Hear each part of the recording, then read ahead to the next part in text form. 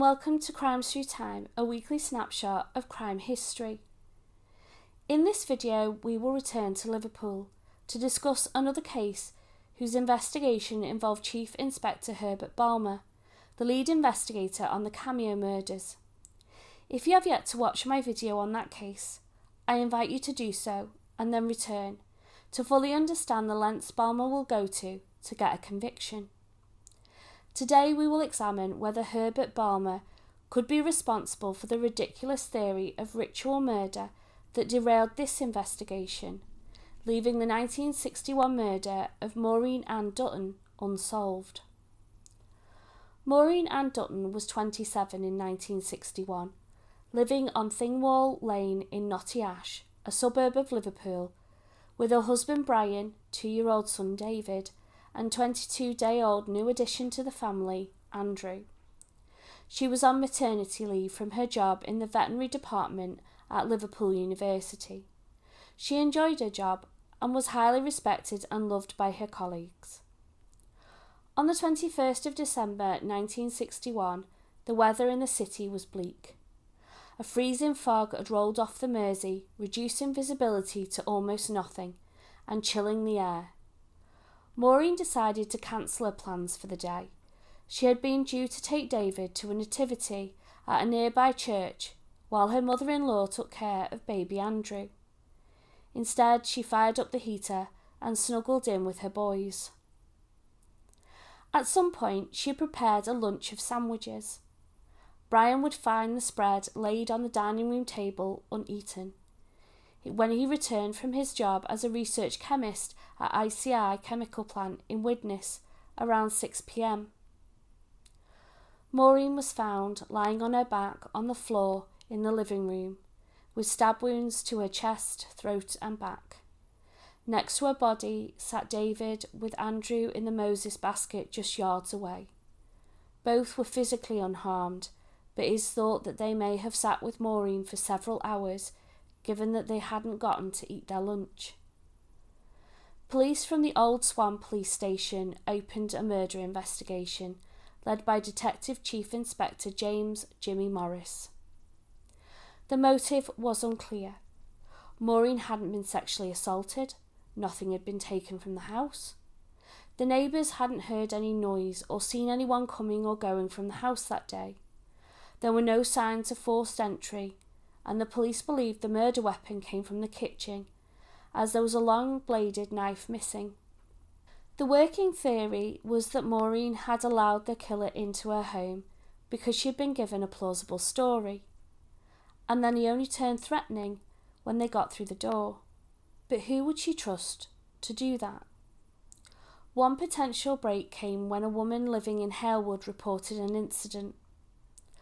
On the 20th of December, just the day before Maureen was killed, the lady was visited by a young man claiming to be a doctor.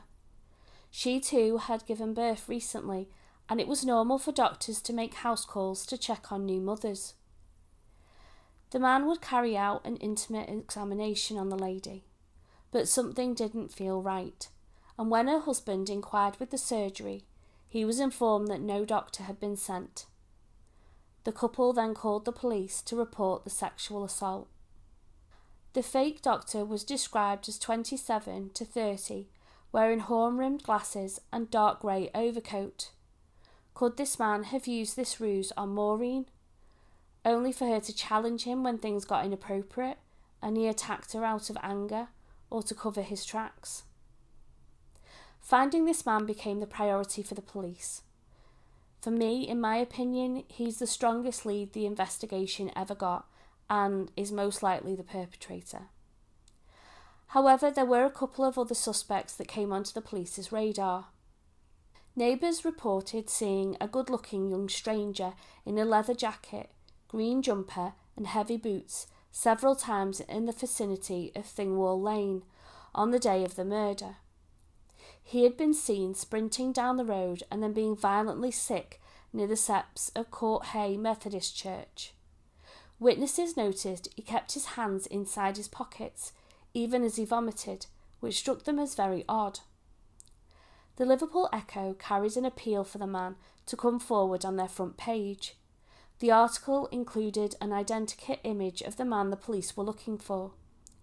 Within 24 hours, 60 names were suggested, but eventually all the men were eliminated from the inquiry. The man would never be traced. The police would also appeal for a young, blonde Irish woman to come forward. When it was reported that she had been acting suspiciously, she boarded the number 10D bus on East Prescott Road, which is close to the murder scene. She was heard muttering incoherently about how she needed to leave Liverpool immediately. She was repeating, quote, "I've done something terrible," and she was heading to London to catch a plane. She got off the bus at Liverpool Lime Street, repeating, quote, "Oh my God, oh my God." She also was never traced. By January 1962, the police had taken 20,000 statements and were no nearer to solving the case. But from here, the investigation would take a fantastical twist. The Liverpool Echo would run a story claiming that Maureen had been murdered as part of a ritual killing, as the timing of the murder coincided with winter solstice. Maureen had been sacrificed to the Polynesian god Tiki. The article claimed that the police had already made contact with several worshippers of Tiki. The disciples would, quote, "abase themselves before the 8-inch high idol." After initiation, followers would have, quote, "a small insignia tattooed on their body, an upside-down swastika on their upper left arm." This mark would summon protective spirits to the member, who the newspaper, quote, "vary to a considerable degree in education and standing." Now, I live across the Mersey from Liverpool and have done so my entire life. A Polynesian death cult was not something I ever expected to talk about with regard to the city's dark past. Baby farming and the transatlantic slave trade, yes, there is a lot to discuss there. But death cults of any culture? This is new to me. So where did this theory come from, and were the police really taking this seriously? Jimmy Morris, the officer in charge, did his best to play down this angle, but it appears that they were indeed considering this line of inquiry. I would like to thank Matthew Barton, the writer of an article, Ritual of the Savage, on his blog Penny Lane Dreadful. You can find the link in the description if you would like to read it in full. Who has researched where this theory might have come from and brought together information from people linked to the case, including his father, who was interviewed as part of the wider investigation at the time. The first step to this theory is actually a different case altogether. In January 1962, a 24-year-old nurse, David Robert Foster, was arrested and charged with theft of drugs and equipment from 3 Liverpool hospitals. He was able to carry out these thefts by pretending to be a doctor. On his upper left arm, a reverse swastika tattoo, the perfect suspect for Maureen's murder. Second step, Chief Inspector Herbert Balmer. Whilst not in charge of this investigation, he was at the crime scene. Local writer Tom Sleeman was interviewed by Matthew Barton, and he was in contact with Brian, Maureen's husband. He recalls that reporters were stationed outside the house. No doubt that would include the Liverpool Echo. To this day, it is the largest local newspaper. Balmer was at the house when he noticed a wooden tiki ornament on the mantelpiece in the living room and said, quote, "This is a line of inquiry." It was the next day that the article appeared on the front page of the Echo, including the description of the cult tattoo, an exact description of fake Dr. David Foster's. Third step, embellish the story to the rest of the police to make the connections stronger. In 1999, the Liverpool Echo interviewed John Ralphson, a retired policeman turned crime writer. He talked about Maureen's case, saying the Kon-Tiki murder, a sacrificial altar was found at the victim's home.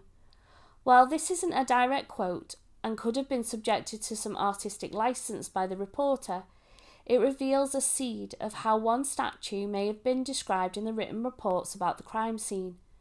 It also shows that the narrative was being constructed to say the Duttons were members of the cult.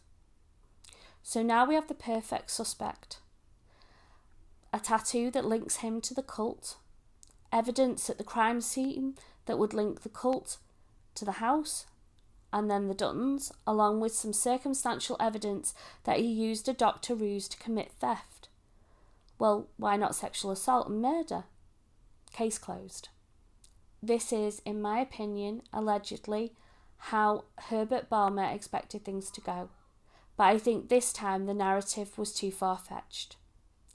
The brave woman from Halewood agreed to have David Foster brought to her home in order to identify him. She was definitive when she said that he was not her attacker, and ultimately he was eliminated as a suspect. The police would claim to have interviewed over 50,000 people over the course of the investigation, but it stalled, and the murder of Maureen and Dutton remains unsolved.